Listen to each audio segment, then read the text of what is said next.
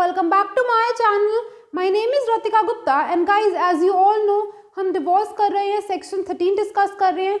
So guys, topic for today is the very first ground of divorce which deals with adultery. So guys, let me tell you हम discuss क्या कर रहे हैं. In my previous video on section number 13, we have discussed theories of divorce. मैंने आपको सिर्फ और सिर्फ एक इंट्रोडक्शन दी सेक्शन 13 की अपनी प्रीवियस वीडियो में कि हम क्या क्या डिस्कस करेंगे सेक्शन 13 में. गाइस, सेक्शन 13 बहुत ही ज़्यादा वाइड है, बहुत ज़्यादा उसके अंदर सेक्शंस एंड सब सेक्शंस हैं. तो उसका एक ओवरव्यू मैंने आपको दिया था concerning different theories of divorce, जिसको हम डिस्कस करेंगे. पहली थ्योरी थी fault theory, if you remember. Second was the consent theory and third was irretrievable breakdown of marriage theory. अगर आपने मेरी प्रीवियस वीडियो नहीं देखी है गाइज, वो पहली वीडियो थी सेक्शन 13 पे. Please go and watch that video. और उसके बाद आज की वीडियो आपको इंटर रिलेटेड और समझ आएगी.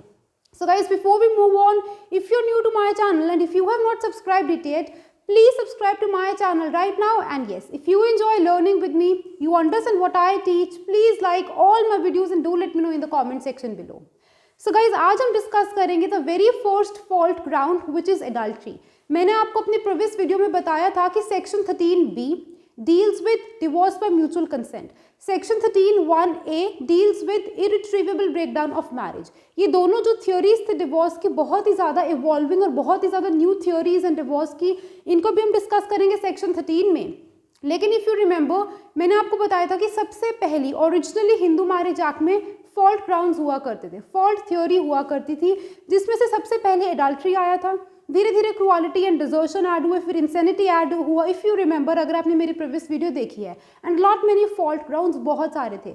सो currently guys we have 8 fault grounds. हर एक फॉल्ट ग्राउंड को इन डिटेल हम डिस्कस करेंगे. आज हम सबसे पहले एडल्ट्री से स्टार्ट करेंगे. And guys, before you watch this video, it is very pertinent for you. पहले तो मेरी प्रीवियस वीडियो देखो, दूसरा you should carry your bare act along with you. While you are watching this video, this lecture of mine, please carry your bare act with you, because guys section 13 थोड़ा complicated है. बैरेक्ट में देखते जाओगे किस तरीके से सेक्शन है तो आपको समझ आता रहेगा. सेक्शन 13 में सेक्शन 13(1) है, उसके अंदर हम सेक्शन 13(1) में ना हम सारे फॉल्ट ग्राउंड्स को डिस्कस करेंगे. इस तरीके से सेक्शन 13(1) और उसके बाद सब क्लॉज 1. इसके अंदर 8 फॉल्ट ग्राउंड्स है, वो हम डिस्कस करेंगे जो फॉल्ट थ्योरी पे बेस्ड है. One of which is adultery which we are going to discuss today.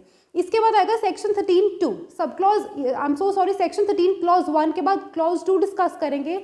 Guys, उसके अंदर सिर्फ और सिर्फ कुछ ऐसे 4 ग्राउंड्स हैं जो सिर्फ और सिर्फ एक वाइफ को अवेलेबल हैं. ये फॉल्ट ग्राउंड्स जो होते हैं, ये ईदर हस्बैंड और वाइफ कोई भी इसको यूज कर सकता है as a ground for dissolution of his और her marriage. Either spouse can go to the court of law, इन ग्राउंड्स को एस्टैब्लिश कर सकता है. One of which is adultery which we are going to discuss. लेकिन section 13 clause 2 में वहाँ पे हम 4 सब क्लॉजेस को डिस्कस करेंगे. वहाँ पे वो grounds are available only for a wife, वही यूज कर सकती है. उसके बाद section 13(1)(a it deals with irretrievable breakdown of marriage theory. And 13(a) 13(b) इस तरीके से है, थोड़ा कॉम्प्लिकेटेड है. बैरेक्ट को आप ओपन करोगे आपको दिखेगा. तो 4 to 5 पार्ट्स में हम सेक्शन 13 को डिस्कस करते हैं. धीरे धीरे हम करेंगे, बैरेक्ट साथ में लेके बैठोगे आपको सब समझ आएगा. So guys, beginning with the very first ground and a point to be noted is that guys, अगर आपको याद हो सेक्शन 10 जुडिशियल सेपरेशन के ग्राउंड्स मैंने उस टाइम पे कवर नहीं करवाए थे. I've told you कि जो ग्राउंड्स होते हैं of divorce and judicial separation are more or less the same. Almost ये सारे ग्राउंड्स जुडिशियल सेपरेशन के लिए भी होते हैं. So a point to be kept in mind while you are studying these grounds. आपको ये ध्यान रखना है कि ये वाले ग्राउंड्स जो हम डिस्कस करेंगे, one of which is adultery, वो सिर्फ और सिर्फ डिवोर्स के नहीं, जुडिशियल सेपरेशन के भी ग्राउंड्स हैं. तो साथ के साथ इन वीडियोस में हम दोनों के ग्राउंड्स को कवर करते जाएंगे. जैसे कि for example adultery. Adultery is a ground not only for divorce but for judicial separation also. So अगर आप judicial separation means आप judicially separate होना चाहते हो, वो concept क्या है वो मैंने आपको बताया था. And how that concept is different from divorce, why is it called a lesser evil than divorce, ये सब कुछ हमने डिस्कस किया था. तो सिर्फ और सिर्फ ग्राउंड्स अवेलेबल जो थे वो मैंने उस टाइम पे छोड़ दिए थे, इसीलिए कि हम यहाँ पे डिस्कस करेंगे. सो साइड बाय साइड दोनों के ग्राउंड्स हम रीड करते जाएंगे. So guys, let's get started with adultery. Adultery आपको देखने को मिलेगा सेक्शन 13 क्लॉज 1 सब क्लॉज 1 में आपको एडल्ट्री देखने को मिलेगी, राइट. अब गाइस, सेक्शन 13 में क्या लिखा है कि डिवोर्स या जुडिशियल सेपरेशन किसी भी इंसान को ऐसे ही नहीं मिलेगी. There are certain grounds which are to be establish. अब लिखा है कि any marriage solemnized between any two Hindus. Obviously अब आपको समझ आ चुका होगा बाय नाउ कि हिंदू मैरिज एक्ट में मैरिज को सोलमनाइजेशन का मतलब है कि सेक्शन 5 एंड 7 की रिक्वायरमेंट्स पूरी होनी चाहिए. It should be a perfectly valid marriage. So any marriage solemnized means performed or completed, ठीक है, between any two Hindus, whether before or after the commencement of this act. ये लिखा है कि whether your marriage was solemnized before 18th of May 1955 or thereafter. चाहे पहले हुई है चाहे बाद में हुई, कोई फर्क नहीं है, लेकिन ये ग्राउंड्स कोई भी couple either husband or wife in grounds को यूज कर सकता है to file a petition for a decree to avail a decree of dissolution of marriage. So I hope आपको समझ आया कि any marriage solemnized between any two Hindus may be dissolved by filing a petition for dissolution of marriage either by husband or by wife, be it that marriage solemnized prior to 18th of May 1955 or thereafter. अगर ये grounds available होंगे, अगर आप इनको establish कर पाओगे तो आप डिसोल्यूशन ऑफ मैरिज करवा सकते हो, डिवोर्स ले सकते हो, ईदर हस्बैंड और wife under section 13 clause 1 sub clause 1. अपने पास है एडल्ट्री. अब गाइस एडल्ट्री होता क्या है? एडल्ट्री सबसे पहला ग्राउंड था जो सिर्फ और सिर्फ मैट्रिमोनियल कॉजेज एक्ट 1857 में, अगर आपने मेरी प्रीवियस वीडियो देखी है तो वहाँ पे सबसे पहला ग्राउंड जो था डिवोर्स के लिए वो सिर्फ और सिर्फ एडल्ट्री हुआ करता था. उसके बाद क्रुएलिटी, डिजर्शन आए and many more grounds were added on. अब एडल्ट्री होता क्या है गाइज? एडल्ट्री में लिखा है कि हैज़. एडल्ट्री का मतलब होता है कि either spouse be it husband और wife has after the solemnization of marriage, शादी के बाद had voluntary sexual intercourse with a person other than his और हर स्पाउस. ये डेफिनेशन है जो हमारे हिंदू मैरिज एक्ट में लिखी है एडल्ट्री की. अब गाइज बहुत ही शॉर्ट में इसको मैं आपको समझाऊंगी कि एडल्ट्री का मतलब होता क्या है. एडल्ट्री का बेसिकली मतलब होता है extra marital intercourse with a person. जिस इंसान का एक्स्ट्रा मैरिटल रिलेशनशिप है, एक्स्ट्रा मैरिटल अफेयर है या एक्स्ट्रा मैरिटल इंटरकोर्स है, उसको आप कहोगे एडल्ट्री. क्योंकि क्या लिखा है यहाँ पे? रिस्पॉन्डेंट क्यों लिखा है गाइस? सबसे पहले रिस्पॉन्डेंट इसीलिए लिखा क्योंकि पिटिशन कौन फाइल करेगा फॉर डिसोल्यूशन ऑफ मैरिज? वो पिटिशनर फाइल करेगा. तो जो पिटिशनर से अपोजिट पार्टी होगी वो कौन होगी? रिस्पॉन्डेंट. इट मीन्स यहाँ पे गाइस एक चीज आपको ध्यान रखनी है कि दीज आर फॉल्ट ग्राउंड्स. ये फॉल्ट ग्राउंड्स है. तो आपको अगर याद हो फॉल्ट थ्योरी में मैंने बताया था कि द डायकोटमी और the contrast between innocence and fault is very important. एक साइड इनोसेंस होनी चाहिए, दूसरी साइड गिल्ट होनी चाहिए. एक person must be guilty of an offence, the other person must be an innocent party. अगर आप में से कोई भी इनोसेंट नहीं है तो कोई भी इंसान इसको अवेल नहीं कर पाएगा. आई होप आपको समझ आता है कि फॉल्ट ग्राउंड्स को हम डिस्कस कर रहे हैं राइट फ्रॉम एडल्ट्री, और बहुत सारे फॉल्ट ग्राउंड्स हैं, 8 फॉल्ट ग्राउंड्स हैं, उनको हम डिस्कस करेंगे. हर एक फॉल्ट ग्राउंड में आपको एक चीज़ ध्यान में रखनी है कि the dichotomy between innocence and guilt must be established. जो पिटिशनर है उसको कोर्ट ऑफ लॉ में ये प्रूव करना होगा कि I am an innocent party. It means I was in no way responsible for the act or conduct of the respondent. अगर आप खुद ही गिल्टी पार्टी हो then you can not seek divorce. तो आप डिवोर्स सीक नहीं कर सकते. तो यहाँ पे आप मान के चलो कि रिस्पॉन्डेंट क्यों लिखा है, और रिस्पॉन्डेंट का मतलब यहाँ पे कौन होगा? The one who is a guilty party. जिसने मैट्रिमोनियल ऑफेंस किया है, जो गिल्टी है या जिसने फॉल्ट किया है, उसी को आप रिस्पॉन्डेंट कहोगे. पिटिशनर हमेशा इन केसेस में इनोसेंट पार्टी होगी और उसको होना भी होगा. अगर आप पिटिशनर इनोसेंट पार्टी नहीं होगा then you can not go to the court of law and seek relief. क्योंकि कहा जाता है कि पिटिशनर और एनी पर्सन कोई भी हो, they have to go to the court with clean hands. आपको रेड हैंडेडली नहीं जाना, क्लीन हैंड्स के साथ जाना. It means you should be an innocent party and you should not be a party involving or responsible for the act or conduct of the respondent. अब adultery का मतलब होता क्या है गाइस? यहाँ पे रिस्पॉन्डेंट का मतलब समझ आया. Respondent means the guilty party और the party who has committed a matrimonial offence of adultery, right. And divorce is a matrimonial relief. इस ऑफेंस के लिए जो रिलीफ होगा वो डिवोर्स होगा, और वो किसको मिलेगा? पिटिशनर को मिलेगा, provided he should be an innocent party. I hope basics clear हो चुके हैं. After the solemnization of marriage, guys, इसका मतलब क्या है कि your marriage has been solemnized. अब वो चाहे पहले हुई 18th of May 1955 से पहले या बाद में, कोई फर्क नहीं पड़ता, बिकॉज सेक्शन 13 में ये लाइन लिखी है कि कोई भी इंसान जिसकी शादी चाहे पहले चाहे बाद में हुई 18th of May 1955 से चाहे पहले या बाद में, that person can seek relief. सिर्फ इतनी सी इंपॉर्टेंस है कि वो पर्सन इनोसेंट होना चाहिए. अब आपकी मैरिज सोलमनाइज हो चुकी है. A and B are 2 people, they have got married with each other. B, for example, is a boy and he has had voluntary sexual intercourse with a person other than A. उसने अपनी wife को छोड़ के किसी और के साथ sexual intercourse किया, तो वहाँ पे he is guilty of extra marital intercourse. उसको आप बोलते हो कि आपने अपनी मैरिज की सोलमनाइजेशन के बाद क्या किया, वॉलंटरली सेक्सुअल इंटरकोर्स किया. अब गाइज यहाँ पे वॉलंटरी का मतलब होता है consensual. Voluntary mean something which is consensual, which is very wilful. आपने अपनी वॉल्यूशन के साथ, फ्री विल के साथ आपने इंटरकोर्स किया. अब गाइस फॉर एग्जांपल, अगर किसी इंसान का वॉलंटरी सेक्सुअल इंटरकोर्स नहीं होगा, उस इंसान को आप गिल्टी नहीं कह सकते of this matrimonial offence called adultery. क्योंकि गाइस जो चीज़ वॉलंटरी नहीं होगी, इट मीन्स वो आपका कंसेंशुअल नहीं था, वो आपकी विल नहीं थी. There was want of real consent. Real consent की वहाँ पे कमी थी, इसीलिए वहाँ पे you won't be held liable for this matrimonial offence of adultery. ये सारे पॉइंट्स अपने आप में कुछ एसेंशियल्स हैं गाइस. सबसे पहला एसेंशियल क्या है कि आपने शादी के बाद करना है, after the solemnization of your marriage. शादी के बाद करोगे तभी वो एक्स्ट्रा मैरिटल इंटरकोर्स होगा, तभी आप उसको एडल्ट्री का नाम दोगे. दूसरा, वो वॉलंटरी होना चाहिए. फॉर एग्जाम्पल गाइज, एक गर्ल है, शी वॉज रेप्ड. रेप का मतलब होता है कि उसकी विल के खिलाफ उसके साथ रेप किया गया, इंटरकोर्स किया गया. तो वहाँ पे क्या आप कहोगे कि that girl is guilty of an offence of matrimonial offence of adultery? No, she won't be guilty, because वहाँ पे वांट ऑफ रियल कंसेंट थी, उसकी मर्जी नहीं थी, उसने वॉलंटरली या कॉन्शियसली नहीं किया था. शी वॉज अनकॉन्शियस, उसे नहीं पता था. और for example, a person is of unsound mind. ठीक है, there was want of real consent. Real consent की कमी थी, वो किसी भी कारण हो सकता है. आप अनसाउंडेड माइंड थे, यानी कि इंसेनिटी थी, या फिर आपके साथ फोर्स किया गया, फॉर एग्जाम्पल रेप, या फ्रॉड कमिट किया गया, या फिर you were under sub influence of certain drugs और लिकर, जहाँ पे आपको नहीं पता कि what is happening around your surroundings. तो ये सारे केसेस होंगे कि वहाँ पे there was want of real consent. it means ये consensual, ये free volition के साथ या willful sexual intercourse नहीं था. जब तक वो free या willful intercourse नहीं होगा, तब तक वो क्या नहीं होगा, adultery के लिए एक ground नहीं बनेगा.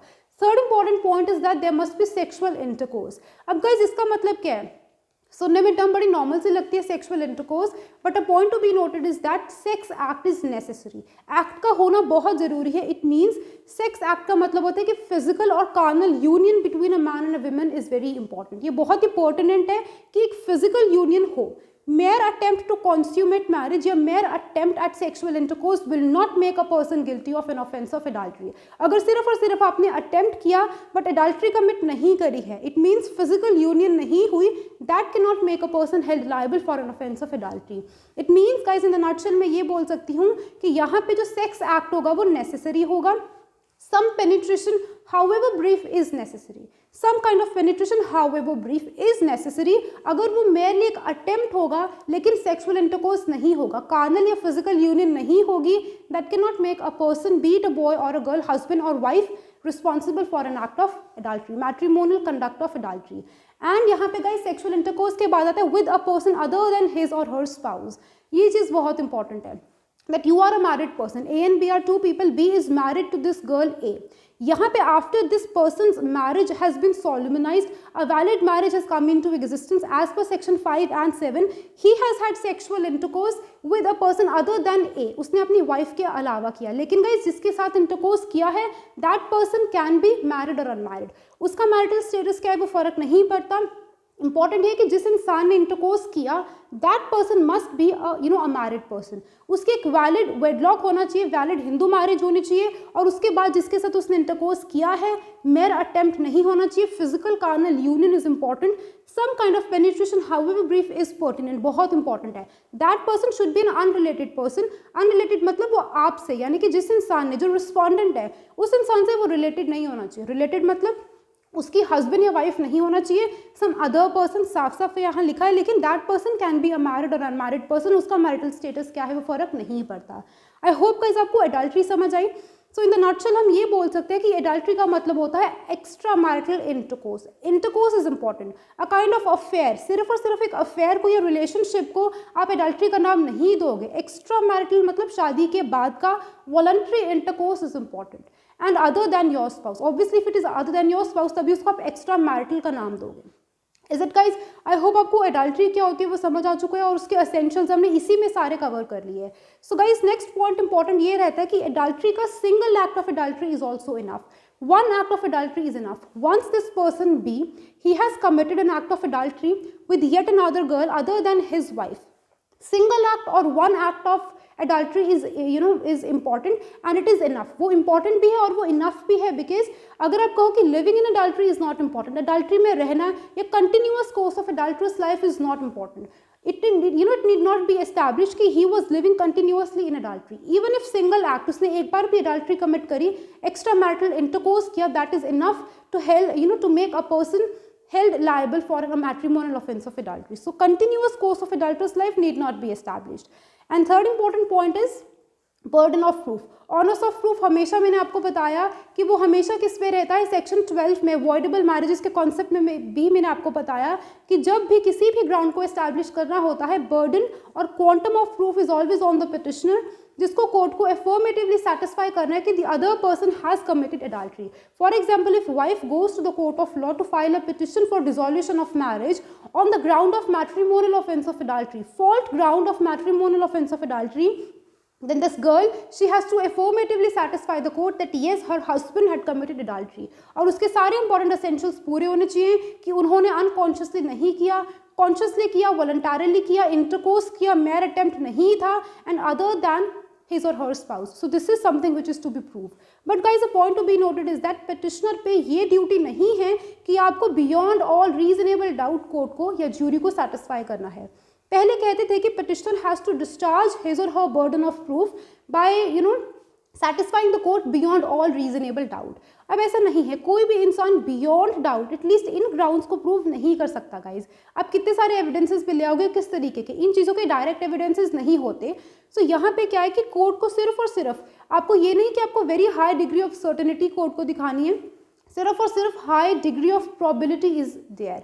मतलब कि कोर्ट को जब आप एज अ पिटिशनर जाओ, जब आप एविडेंसेस एड्यूस करते हो, जब आप अपना बर्डन ऑफ प्रूफ को डिस्चार्ज करते हो, तो सिर्फ और सिर्फ आपको इस तरीके से कोर्ट को सेटिस्फाई करना है कि जो आपने एविडेंसेस कोर्ट के सामने रखे हैं, if we club those evidences together, तो उनका एक ही कंक्लूजन निकलता है, and it is an irresistible मतलब जिसको आप रेजिस्ट नहीं कर सकते, सिर्फ और सिर्फ एक ही इररेजिस्टिबल कंक्लूजन है कि एडल्ट्री कमिट हुई थी। तो कोर्ट कहता है कि डिस्चार्ज करो, burden of proof is on the petitioner, but उस पर ये बर्डन नहीं है that he has to discharge it beyond all reasonable doubt of the jury. Court को इतना ही चाहिए कि अगर आप एविडेंसेस रखते हो कोर्ट के सामने, then it has no other option than the court to believe that there is an irresistible conclusion of commission of adultery, कि definitely adultery हुई थी, ये evidences हमें बताते हैं।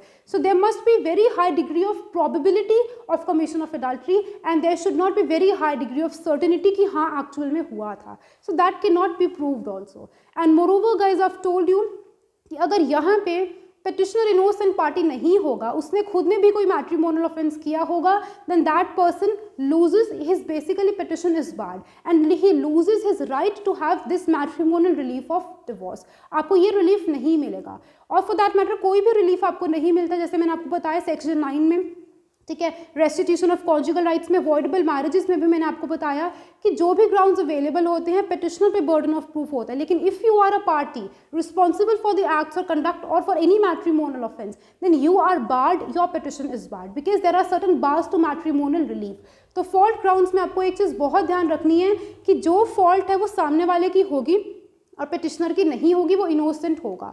आपको अपनी इनोसेंस भी कई बार प्रूव करनी होती है, लेकिन क्योंकि गाइज इनोसेंस आपको प्रूव करनी है, अगर आप इनोसेंट नहीं हो then your petition will be barred because there are certain bars to matrimonial relief. ये बहुत बार टाइम एंड अगैन मैंने अपनी वीडियोज़ में आपको बताया भी है। बाकी हम सेक्शन 23 को डिस्कस करेंगे, बार्स टू मैट्रिमोनियल रिलीफ। वहाँ पे आपको समझ आएगा कि आपको मैट्रिमोनियल रिलीफ मिल जाता है, लेकिन उसके कुछ बार्स होते हैं। वो बार कब आते हैं? जब आपकी खुद की गलती होती है। जैसे आपको इनोसेंट होना, लेकिन अगर आप इनोसेंट नहीं हो, आपकी खुद की भी गलती है, तो वहाँ पे आप सामने वाले को, रिस्पॉन्डेंट को डिवोर्स नहीं ले सकते। बट गाइज वंस पिटिशनर ने ये प्रूव कर दिया कि एडल्ट्री हुई है, all the essential requisites and evidences have been adduced, उसके बाद डेफिनेटली कोई बार नहीं होगा एंड डिक्री ऑफ डिवोर्स मिल जाएगी, marriage will be dissolved. I hope guys आपको क्लियर हो चुका है concept of divorce. And a point to be noted is that ये सारे ग्राउंड्स जुडिशियल सेपरेशन के लिए भी हैं गाइज। अगर जुडिशियल सेपरेशन भी लेनी है, उसमें क्या होता है कि cohabitation comes to an end even without termination of marriage. यहाँ पे गाइस क्या होगा, डिवोर्स में मैरिज गेट्स टर्मिनेटेड, मैरिज खत्म हो जाएगी। It means parties will have will no longer be related to each other, they will have no status of husband and wife, they won't be having any conjugal rights and obligations towards each other. अब वो खत्म हो जाएंगी। लेकिन judicial separation में ऐसा नहीं होता, it's a lesser evil than divorce, if you remember हमने डिस्कस किया। तो ये सारे ग्राउंड्स अगर आपने एडल्ट्री प्रूव कर दी है, अब आपकी मर्जी है कि आप जुडिशियली सेपरेट रहना चाहते हो फॉर अ ईयर और सो, या फिर आप सीधा डिवोर्स लेना चाहते हो। तो इस तरीके से ये दोनों ग्राउंड्स, ये ग्राउंड्स जो होते हैं वो डिवोर्स एंड जुडिशियल सेपरेशन के लिए काम आते हैं। So guys I will be coming up with more videos on more grounds, हर एक ग्राउंड पे डिफरेंट वीडियो बनाऊंगी so that you understand them in greater detail. Till then guys keep learning, keep shining, stay safe and bye bye.